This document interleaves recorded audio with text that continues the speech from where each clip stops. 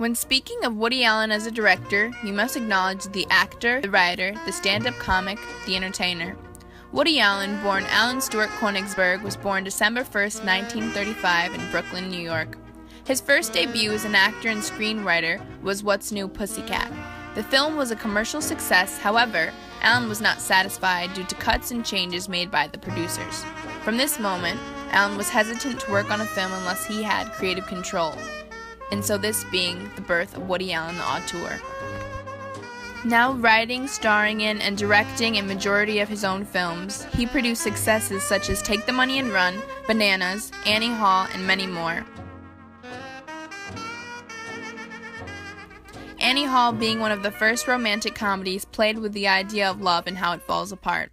Relationship, I think, is like a shark. You know, it has to constantly move forward or it dies. And I think what we got on our hands is a dead shark. Allen creating many aspects of what we now call the romantic comedy genre, adding a glimmer of hope in comedy while delving into the painful world of love. What are you doing Saturday night? Committing suicide. What about Friday night? Making his way up as a director, producing also action and documentary films, Allen flourished in comedy. Though he was not a popular mainstream director at the time, his films did well. He was loved for his self-deprecating humor and elements of slapstick. Coming from a background of stand-up comedy, Allen was a master at connecting with his audience. His characters were known for breaking the fourth wall, talking directly to the audience. The main protagonist sometimes resembled himself. Taking material from his own life, Allen's films became something very personal. As a director, he experimented non-stop with the idea of narrative, using different techniques to tell his story, such as split screen, flashbacks, cartoon diagrams, and subtitles to show thought. A Woody Allen film was a quick look inside his brain, his thoughts, and his experiences. Assumably, the reason for this was not an obsession with his own life. However, him holding a mirror up to the viewer, inviting the opportunity to see a part of themselves in him, thinking that the deep thoughts that plagued him must plague others. He's been depressed. All of a sudden, he can't do anything. Why are you depressed, Alvy? Tell Dr. Flicker. It's something he read. Something you read, huh?